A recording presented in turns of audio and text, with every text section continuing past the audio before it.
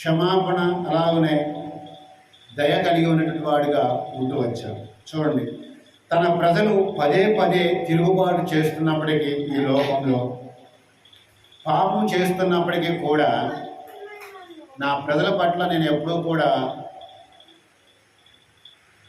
క్షమాగుణాన్ని నేను ఎప్పుడు కూడా కలిగి ఉంటా అన్న దేవుడు మాట ఇచ్చి మాట తప్పని దేవుడుగానే ఆయన అప్పటికీ ఇప్పటికీ ఎప్పటికీ కూడా ఒకేలానే ఉంటూ వచ్చారు.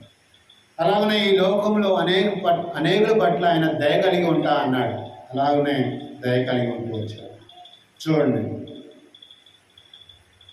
ఈ లోకంలో ప్రజల పట్ల ఆయన ఎప్పుడూ కూడా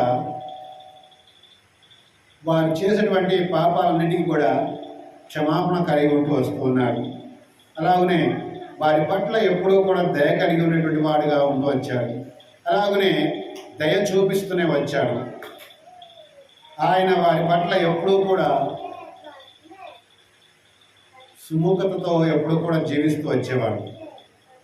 దేవుడు తన యొక్క నమ్మకత్వాన్ని స్పష్టంగా చూపిస్తున్నట్లుగా మనం ఈ భూమి మీద చూడవచ్చు. ఆయన యొక్క దయ, అలాగనే ఆయన యొక్క ప్రేమ, అలాగనే ఈ లోకంలో దయగల దేవుడిగానే మిగిలిపోయాడు. ఈ లోకంలో దేవుడు ఎంతో నమ్మదగిన వాడు. ఈ లోకంలో ప్రజలు ఆయన పట్ల విరోధంగా ఉన్నా, ఆయనకు వ్యతిరేకంగా ఉన్నా, ఆయన మాత్రం ఎలా ఉన్నాడంటే ఆయన నమ్మదగిన దేవుడిగానే ఉంటూ వచ్చాడు చెప్పవచ్చు.